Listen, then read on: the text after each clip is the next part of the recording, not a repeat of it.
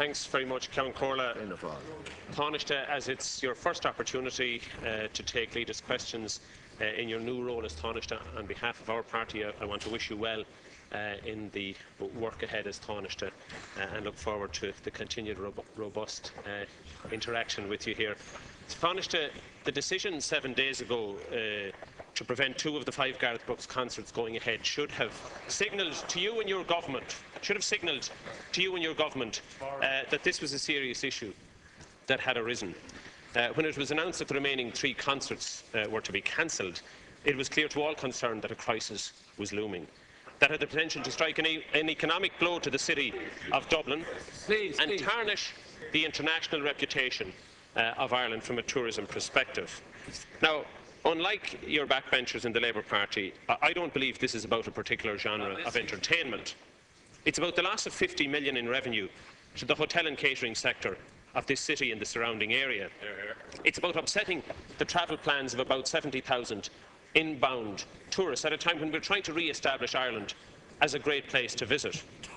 It's about disappointing 400,000 ticket holders who have purchased and paid for their tickets and are looking forward to the event that they had expected to attend.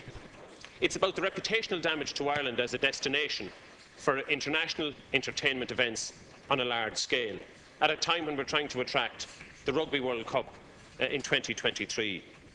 It's about the employment of a few thousand casual workers in the hotels, in the bars, in catering outlets around this city, and indeed many of them bus drivers and bus owners around Ireland. A week ago, Tánaiste, I published a short bill to bring about a constructive outcome to this fiasco. The Taoiseach sat in his hands for a week. On Tuesday in the order of business, I made it clear to him that, based on the context that I had made, that it was still possible to bring about a resolution to this issue. However, the Taoiseach said that it was too late. The artist had made his decision. By so doing, the Taoiseach allowed the reputation of Ireland to be sullied by the hundreds of thousands of media clips of a negative connotation that appeared. It's embarrassing. It shouldn't have happened. Your own backbenchers laughed at us. They're continuing to do it, but yet your minister... Deputy, put your question. Put your question. You're over time. Thank you. But Ceann Comhairle, with respect, I'm being prevented by doing so by the heckles. And if you could allow me... Shh, will you stay quiet as well? If that was Leonard Cohen, they'd be jumping up. Don't make a farce out of the whole thing. Would you put your question? Put your question. I'm attempting to, Ceann Comhairle. Put your question. What is your question? Well, my question is very clear. I did say at the outset that it wasn't about the genre of entertainment. And even... Just put your question. Tánaiste, look, it's very clear now, and your backbenchers are adding that the issue has gone from fiasco to farce. All of that, but you and your government bear considerable responsibility in that regard. And the question I put to you is that why did the Taoiseach sit on his hands for a week? Why did the government sit back for a week when even the Mexicans, the Moneygall native Barack Obama are getting involved, and yet the Taoiseach of the government wasn't prepared to do it? So can you tell us... No, you won't. Thank you. Can you please tell us what options are being addressed or discussed by the government, and what direction will issue to the city manager? Tánaiste. Sorry, would you please refrain from making a joke out of the whole thing? I'm sorry. It's a topic. It's a leader's question, and it's within the rules set down by this House that he's entitled to ask the question. Now, equally, the Tánaiste is entitled to give an answer. Would you please stay quiet and we hear it? Thank you. First of all, I want to thank Deputy Dooley for his good wishes for my new role. And secondly, I thought the only people you left out were possibly the Brazilians, who might be free to be involved at this point in time. But this is a really important issue, and I think the critical thing, critical thing is this: that we have 400,000 people who've bought tickets for a concert. It's about people having a summer celebration, and the government is absolutely interested in seeing how best it can assist the process. We want, and I want to make this clear, I want the issues resolved. It's a significant economic boost to the economy. I see people have indicated in the region of 50 million. It's also involving about 70 to 80,000 people coming to Ireland, and that's important. The way that this can be resolved, as Deputy Dooley is well aware, is through discussion among the parties, and I want to encourage the parties to engage in all of the discussions that are necessary to resolve this issue. Your suggestion in relation to the city manager, or his new title, the Chief Executive Officer of Dublin, he is a statutory authority, and you're well aware of that. And he is a person of integrity, and he's come to a particular decision. But I think through discussion, in the light of the facts that have come to attention, particularly in the last few days, in relation to the process, I believe that through discussion, and I certainly hope it will be possible to resolve this issue. I am aware as well that Garth Brooks intends to have a press conference or a TV conference sometime around 5 o'clock today, and it sends out a very important message. Sorry, I thought you were only... Sorry. Please proceed, Tánaiste. Ignore it, please. Thank you. Just don't respond to them, please. Just make your point. Thank you. I understand he is interested in using Ireland as the launch pad for his world tour, and to make a music video that's obviously very important and of potential benefit. I want to say as well, in relation to Mr. Brooks, if the concerts do get underway successfully, I think we should also invite him perhaps to complete the world tour in Dublin, probably sometime after 2 years and the world tour. Thank you. So the government is positively disposed to do all it can to assist the process, but the decision maker in law at this point is the city manager, and I do think though that events have and facts have come to light which were not in the public domain perhaps at the time when he made his decision, and I certainly feel that by discussions between the parties it may be possible to achieve a resolution, and I hope it will be achieved. Thank you. Deputy Dooley, 1 minute. Thank you. I welcome the fact that you've treated the issue with the seriousness that it deserves, and based on the economic criteria that I've set out. It would seem to me that there's somewhat of a disconnect between your backbenchers and yourself, but clearly the membership of your party saw to ensure that you were elected, and I think that's sensible. I dare say, Tánaiste, that if Garth Brooks is tuning in on the web, as I understand he did to some of Dublin City Council's deliberations, he'll be somewhat confused by your response at your request to him to finish up his world tour here in Dublin at a time when there seems to be no coordination. Maybe you put your supplementary question. It's a supplementary question. But sure, Count Corley, with the greatest respect, I've been heckled from the time I stood up. Please, I'll protect your rights.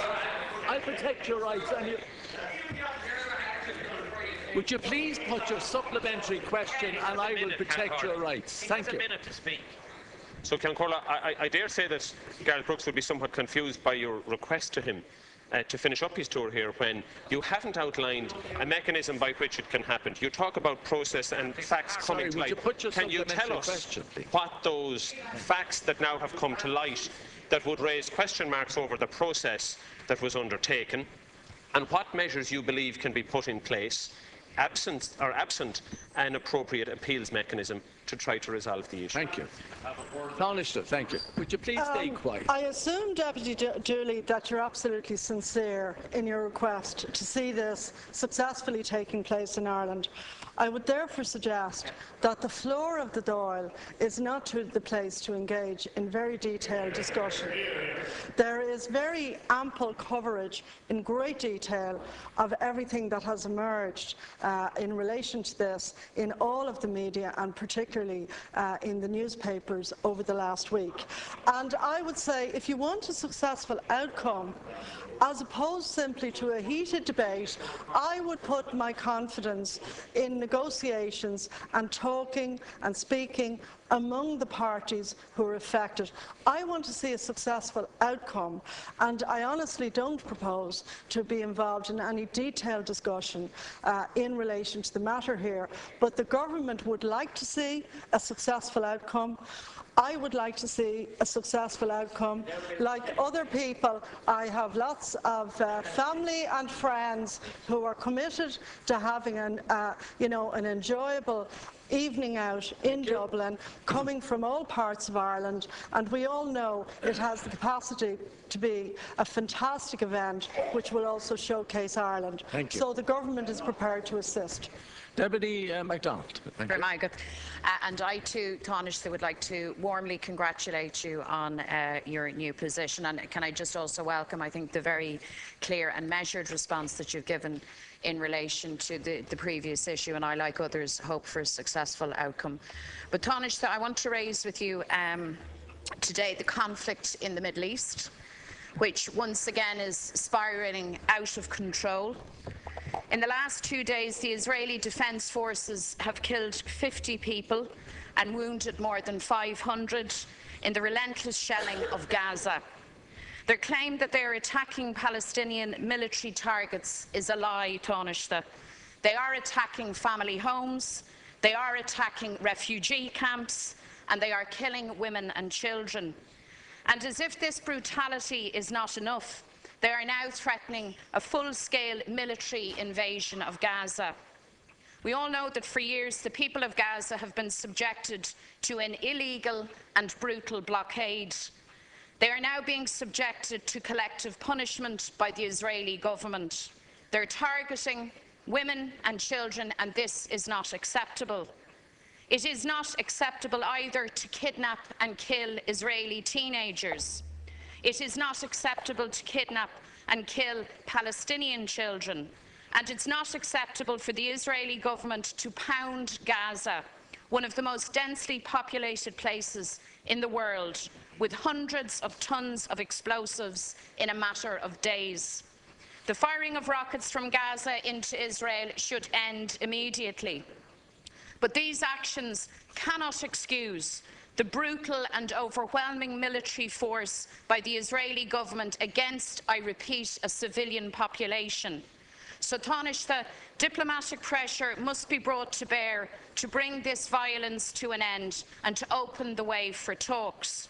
So I'd like to ask you, Tánaiste, what has the Irish government done in recent days to help bring this violence to an end? Has the Taoiseach, has the Minister for Foreign Affairs, or any minister indeed, picked up the phone to the Israeli ambassador directly, or to the Israeli Prime Minister directly, to express the government's outrage at the use of collective punishment against the people of Gaza? Thank you. Tánaiste. Well, again, thank you very much for your congratulations. The government is gravely concerned at the escalating violence and at the civilian casualties which we're now witnessing on the ground in Gaza and in Israel, following Israel's launch of a major air offensive against Hamas targets in Gaza, and that's in response to the continued large-scale firing of rockets by Hamas and other Islamic militants against Israel. The Minister for Foreign Affairs and Trade issued a statement statement yesterday in which he condemned unreservedly the indiscriminate firing of rockets into Israel, which pose, as you said, a grave threat to the population. His statement equally condemned the mounting civilian casualties, including reportedly women and children, resulting from Israeli airstrikes against Gaza. And the latest estimates are that more than 70 Palestinians have been killed since the launch of the Israeli operation earlier this week. Both the people of Gaza and the people of Israel have the right to live in peace and security without the threat of indiscriminate violence being visited upon them.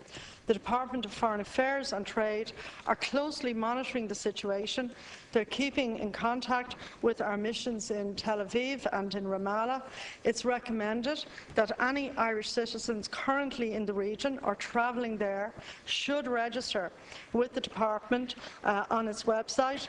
Those considering travelling should check the travel advice on the website, which is updated regularly, and Irish citizens in Israel or the occupied territories should exercise extreme caution and closely monitor developments via local media outlets.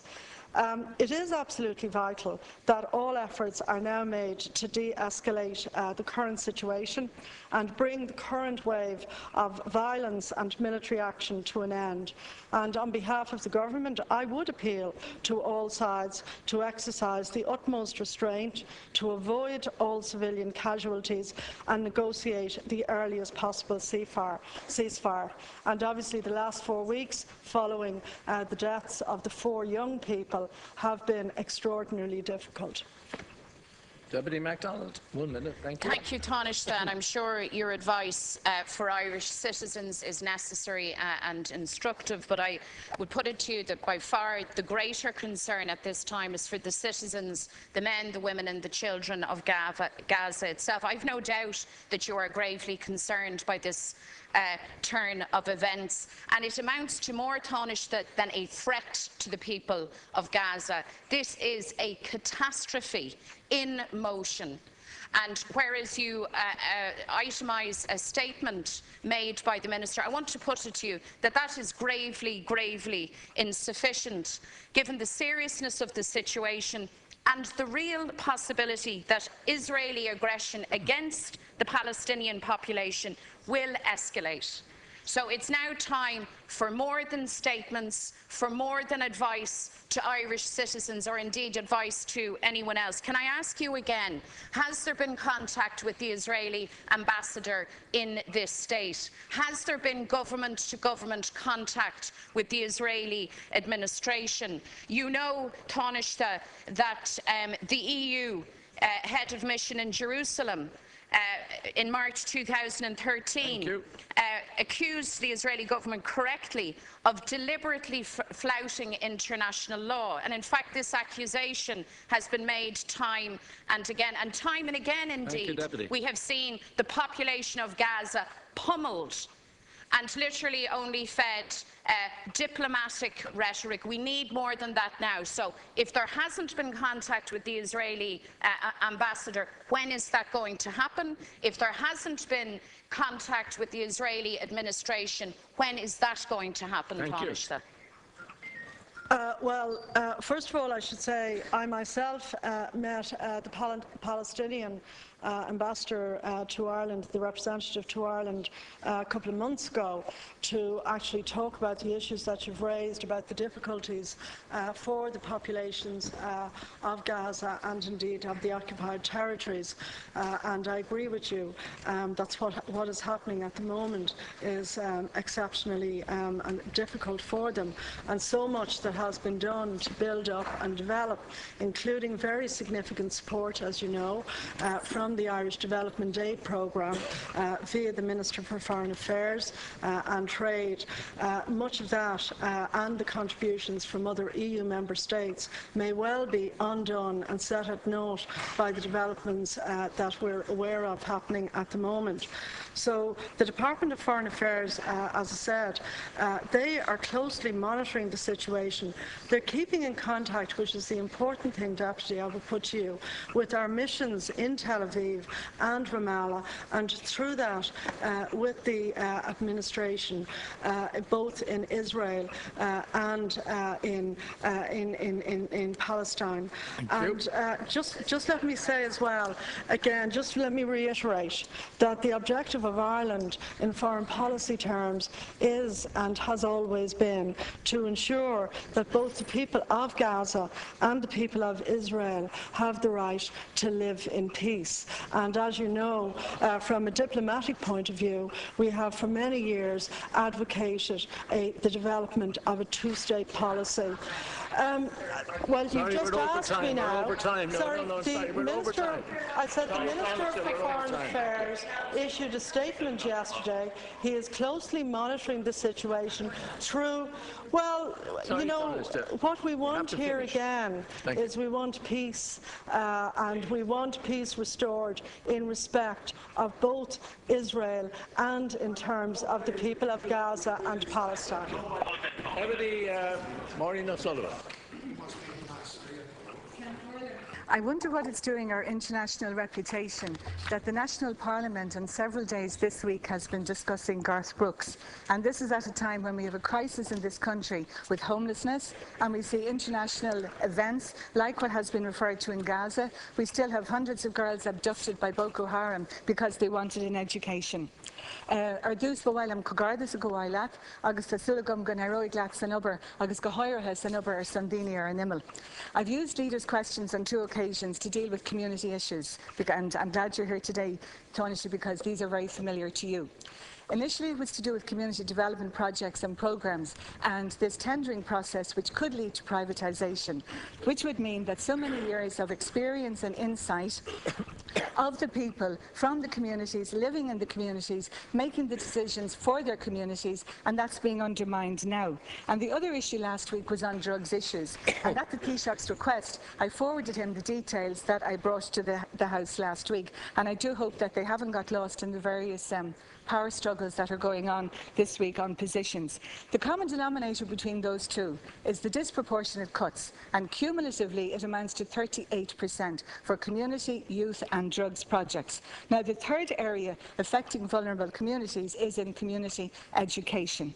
And community education has been for those who had been most disconnected with the system in their lives. Maybe it was through leaving school early, long-term unemployed, lone parents. And it was a powerful informal educational tool, and it's replicated throughout the country. One example from my own constituency, from January to June this year, 430 people participated in accredited programmes with a provider of community education. These were childcare levels 4 to 6, horticulture level 5 and IT levels 3 to 4. And all those areas have great employment opportunities, and it allowed people to progress further.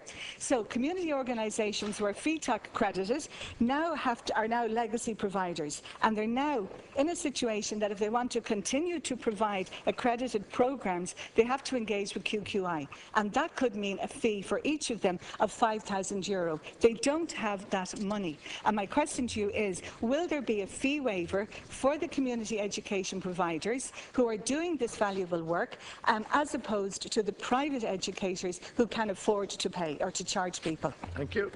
Well, I want to again thank Deputy Sullivan in relation to our good wishes. Agus Gormaigut.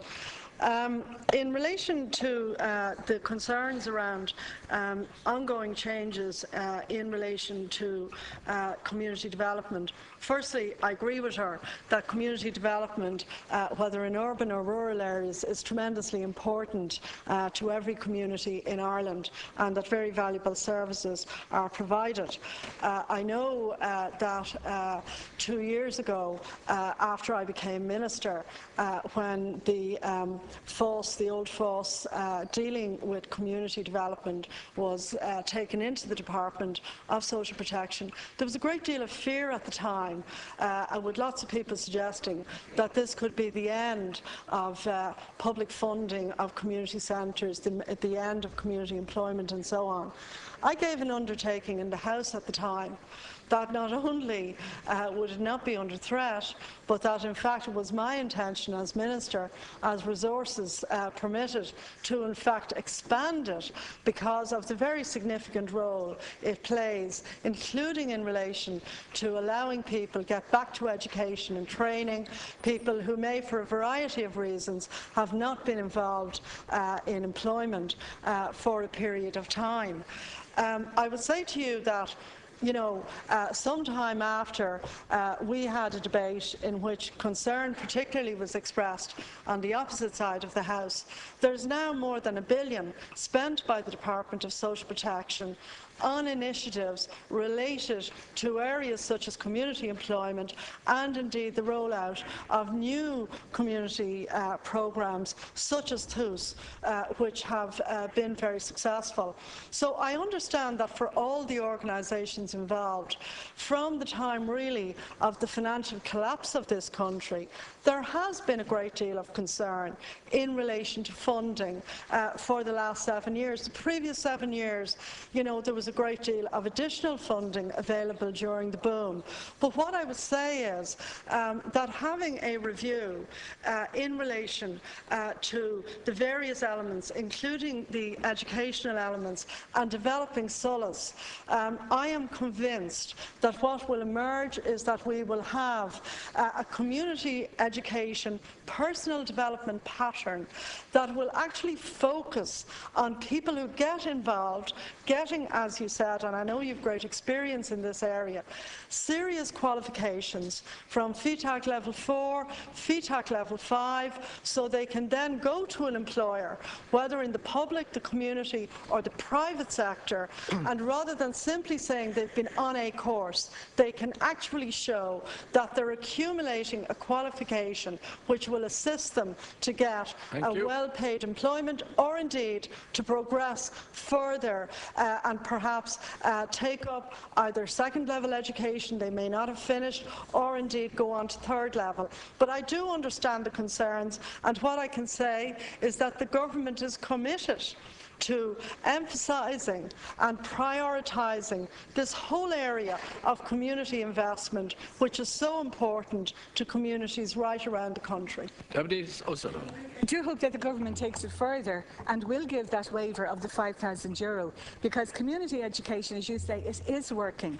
And I just mentioned two in Dublin Central, Hayes up in Henrietta Street, and the Larkin Centre for the Unemployed on the North Strand. And just giving one example, there were 20 participants on a special CE scheme. Now, 5 had to drop out for various reasons. 12 got distinctions, and of that 12, 8 are now going into further education. So it is working, and these community education providers are being monitored, and they're engaging with every single aspect that is required of them. And they are feeling very threatened now.